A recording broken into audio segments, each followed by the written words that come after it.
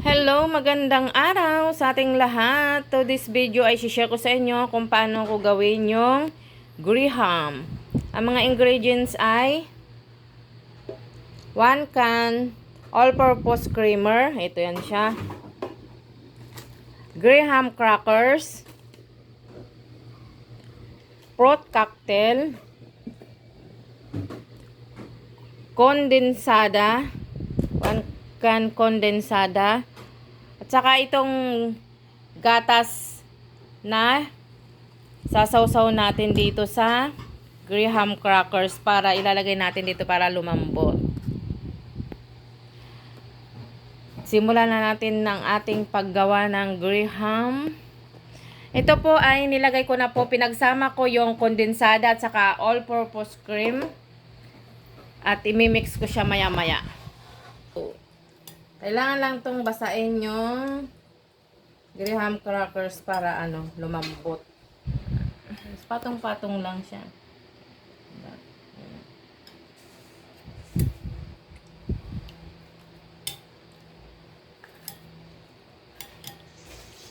Dapat talaga to ay yung itong creamer na to tsaka yung condense dapat nakalagay talaga siya overnight para hindi siya ganyang katubig. Tubig na tubig kasi siya.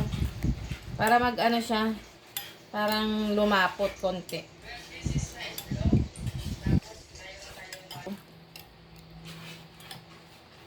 Nasa sa inyo po kung ilang layer yung ilalagay nyo na patong. Katulad nito. Ilang patong ang gusto nyo. Sa akin yan baka 2 lang or 3.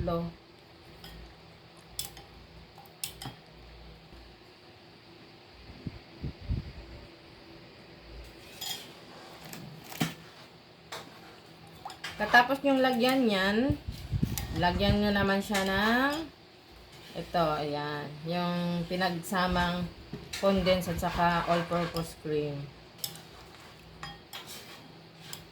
Malinis po ang aking kamay. Ayan, kinamay ko na lang. Tapos yung dito sa gilid,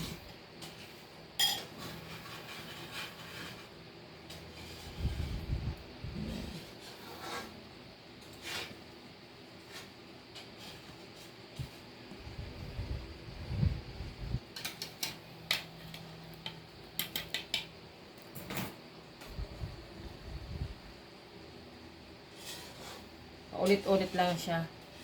Pagkalagay mo ng nito, ito na naman yung fruit cocktail.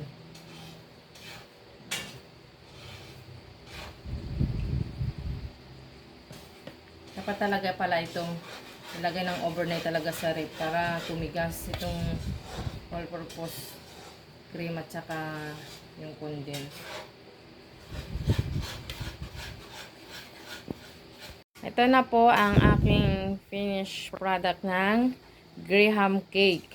Lalagay ko na po siya sa sa freezer para tumigas. Na kailangan talaga yung condense at saka all-purpose cream ay anuhin natin muna sa ref ng overnight kasi kung hindi ganyan po ang kalalabasan, naging tubig. Dapat yan talaga ay malapot. Abangan natin mamaya kung anong kalalabasan ng aking first time na paggawa ng graham cake. Lagay ko muna siya sa ref.